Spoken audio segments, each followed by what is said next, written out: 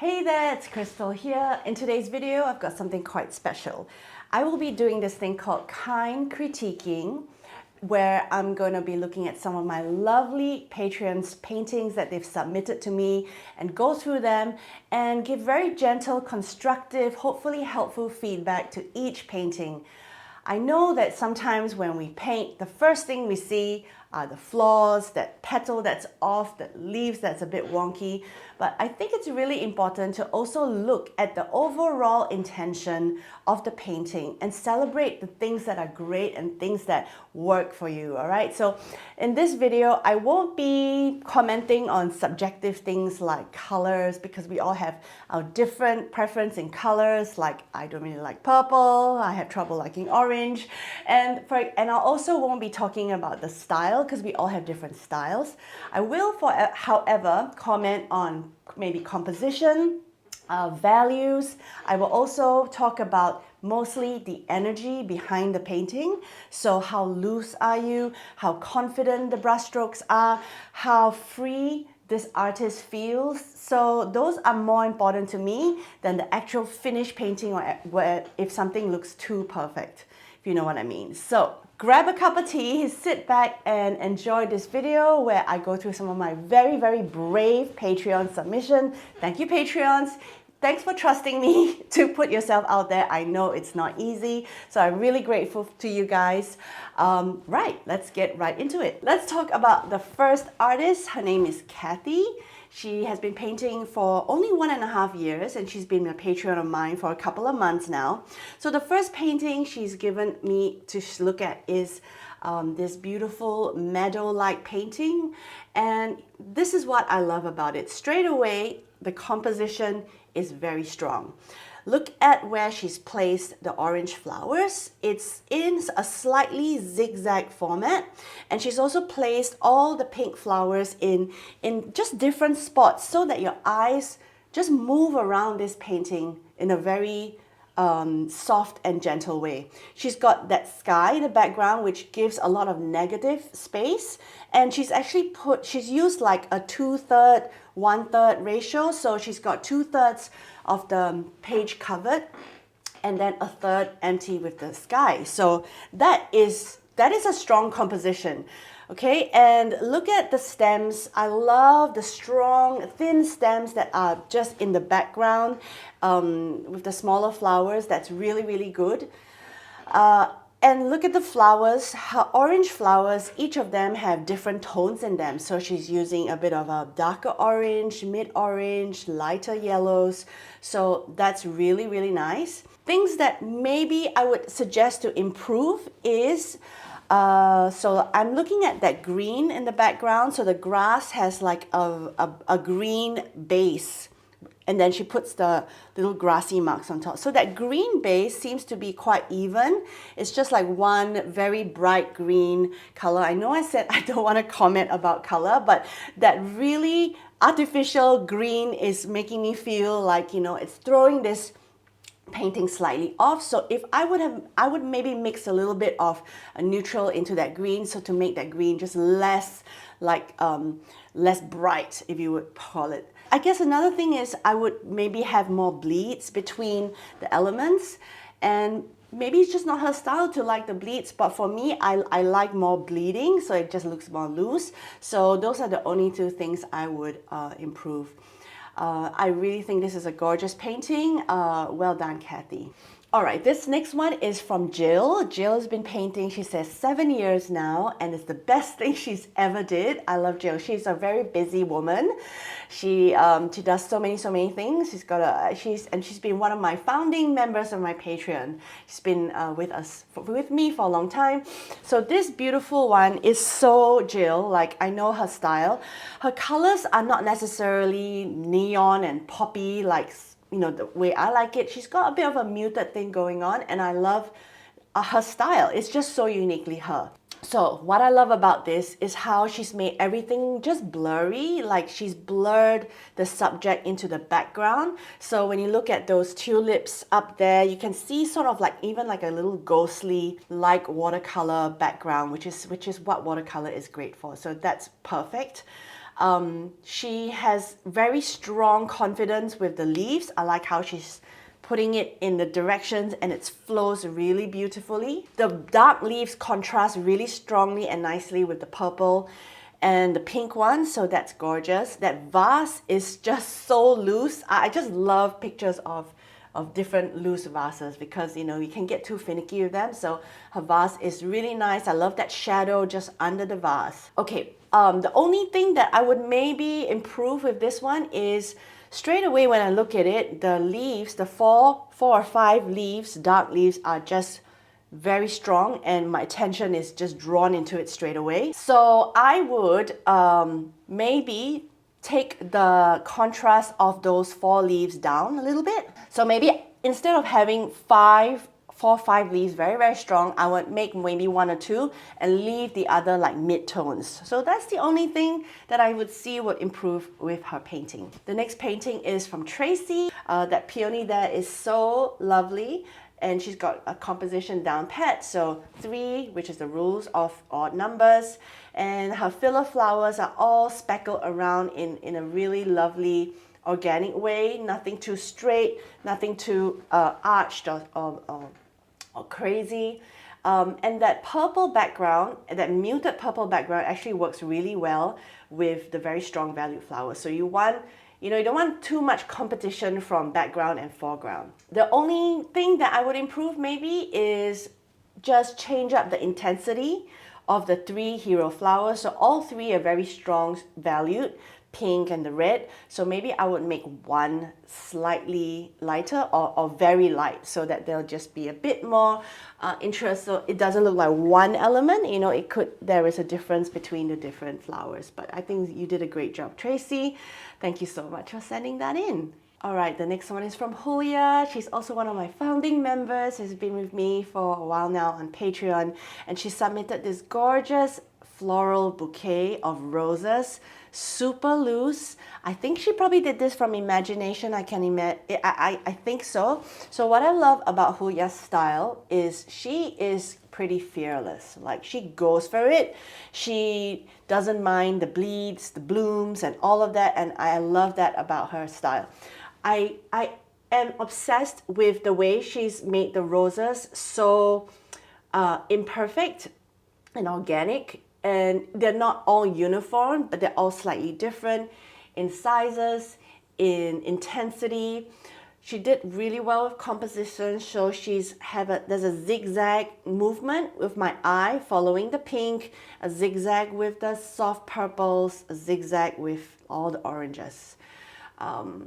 She did a great job with the leaves as well. So very just loose strokes. You know, she's not like, oh, I need to make that perfect leaf shape. It's very just brush marks, flicking, and nice job with the darker leaves speckled in between the flowers. And that's a little trick that I always use as well. Just putting dark leaves inside, in between all the middle flowers so that it looks a bit shadowy. So what I would improve. So to me, I feel like all the colors used are a little bit maybe pastel-y, and if everything is on one kind of like mood, it just feels like there could be some more contrast. So I would put a really dark, strong earth tone somewhere, so maybe like a sepia or even like a dark, strong permanent rose, just to contrast the pastel colors. Right? But that's just me because, you know I won't talk about colors, but other than that, I have nothing else to say about this that's terrible. It's wonderful. Thank you, Hulya. Okay, this is another of Hulya's painting. It is just strong, okay? It's a strong painting, and let's talk about why it's strong.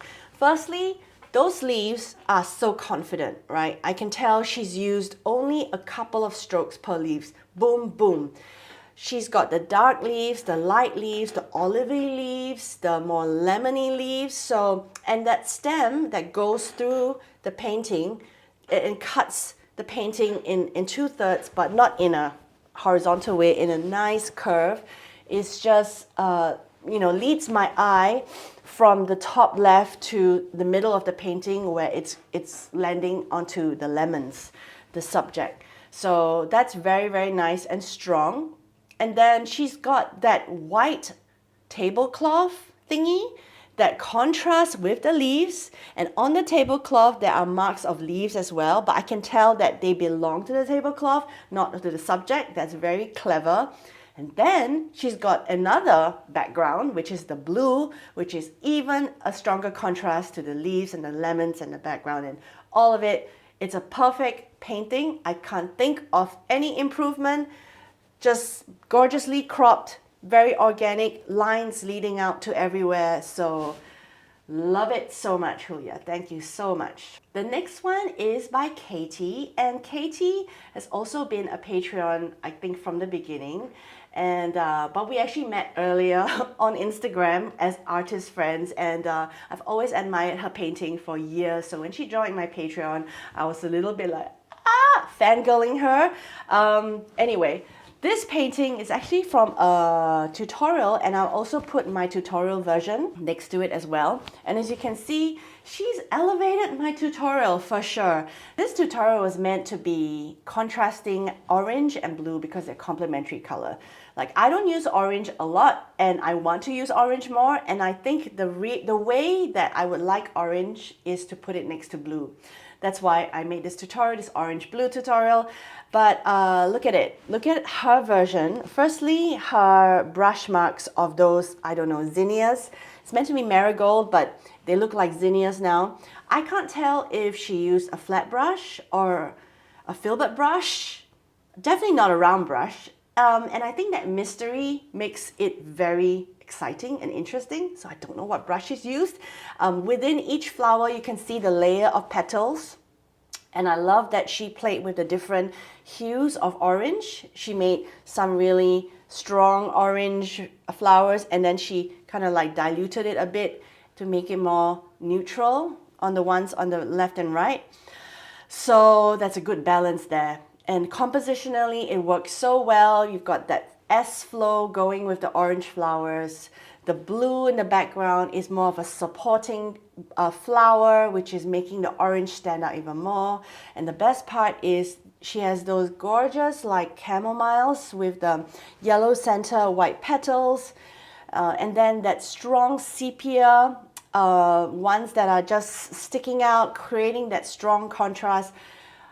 So much to look at, right? So much to look at with one simple sketchbook post. So gorgeous work, Katy. I cannot stop staring at this one. So loose, just so loose and so beautiful and so perfectly imperfect. Okay, I actually even love that last that little brown one on the left hand side, which you didn't even fill in with anything in the center. It's just left crazy.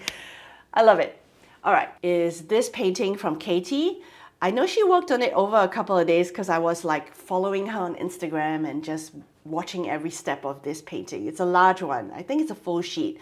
So what I love about it is its simplicity in the color palette. She really honed it in, which I struggle because I like to use all the colors. She honed in the urge to use a million colors and kept it super simple. Green, pink, and white. Bit of yellow, and then all the things in between. All right, so stunning white flowers. I cannot even, I'm just need to zoom in right now. Those white flowers, those white lilies, or I think they're kind of like irises. They're just there, ghostly on the white background. Of course, the pinky ones, the mid-tone pinky ones, all in different directions with all enough white space. But I think what strikes us most about this painting is probably the green leaves, right? She's got the leaves in multitude of shapes and sizes, in thin and thick, tall and short, dark and light, and it makes the painting so interesting. Like, you just want to keep looking everywhere. Those dark leaves are the things that are just grabbing, and she really is a master of doing this wet on dry, where the hard edges of the leaves are just so clear and crisp, really crisp lines. So I love this painting of hers. The only improvement I would suggest, and this is scary because it's near perfect, the only thing that I would try if I'm doing this again, I would maybe dramatize the composition a bit more and have some even taller plants sticking out of the right hand side, like out of the painting, because she does have a border there, so she can afford to paint some leaves or some stems going out. So it's as if the painting and the meadow continues out of the frame, so that you feel like you're inside the meadow looking through and up or something like that. That's the only thing that would probably make this painting just go nuts. I love it. I just can't stop staring. You know it's a good painting when you just cannot stop staring at a 2D image, isn't it? In today's world of video, of animation, everything's moving so fast. I think we crave for something that is so still, simple, yet we just can't stop staring at it. So thank you, Katy, so much. All right, the last Patreon that submitted her paintings to me, her name is Maria. She's only been painting 7 months. Can you believe it? So when I say how long people have been painting, sometimes it's not about the length of time, but it's also the intensity of this person. So you can be painting for 10 years, but paint, once every month. But you can be painting for 7 months, but paint like 3 hours a day furiously for the last 7 months. And I think Maria, I just kind of met her online, and she joined my Patreon, and she is so passionate about art and painting. She has 2 small children. I know. Anyway, let's go and talk about the painting. So this one is of these beautiful poppies in a vase. Also, same moody vibe, moody, dark, mysterious, dark vibe. What is it in your heart that you want to express? Okay, so firstly, I love those leaves. You notice how those leaves that curves out in all those directions is like that perfect composition.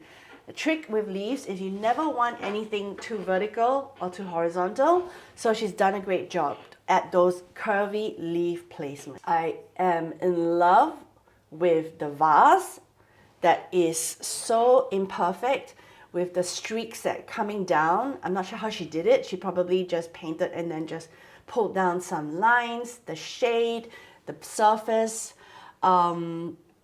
Obviously, the zigzag flow of the main flowers are also really wonderfully placement. It's not too zigzag, it's just placed perfectly in a way that you can look everywhere.